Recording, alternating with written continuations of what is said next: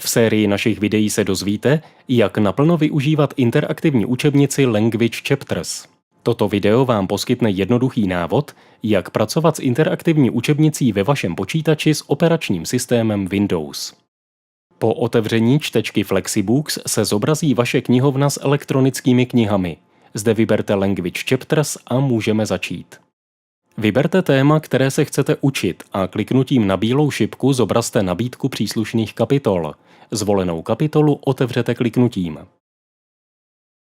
Kliknutím do plochy obrazovky zobrazíte lištu ovládacích prvků pro práci s učebnicí.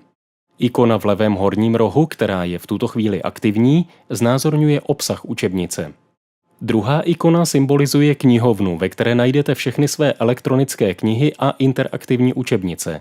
Zpět do vámi vybrané interaktivní učebnice se dostanete kliknutím na příslušnou obálku.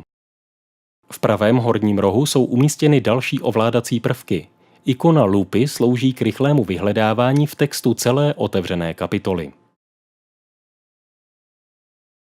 Další tlačítko vám umožní změnit zobrazení stránek na ploše.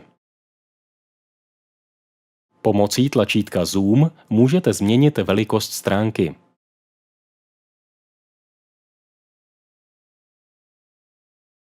Pod tlačítkem Nástroje se skrývají pokročilejší funkce. Ty si představíme v jiném videu.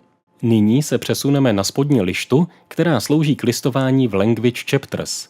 Pro vysunutí této lišty klikněte do prostoru. V učebnici se můžete pohybovat pomocí posuvníku, jehož tažením se lze rychle přesouvat mezi stránkami. Nebo jednoduše zadejte číslo stránky do políčka vpravo od posuvné lišty. Pro listování po jedné stránce využijte šipek po stranách. Teď, když jsme prošli základní ovládání čtečky Flexibooks, se můžeme přesunout k dalšímu videu, ve kterém si představíme specifické prvky obsažené v Language Chapters, jako jsou videa, audia či interaktivní cvičení. Vyzkoušejte interaktivitu e-učebnice Language Chapters. Stáhněte si do svého počítače téma Eating Out z e-shopu Flexibooks zcela zdarma.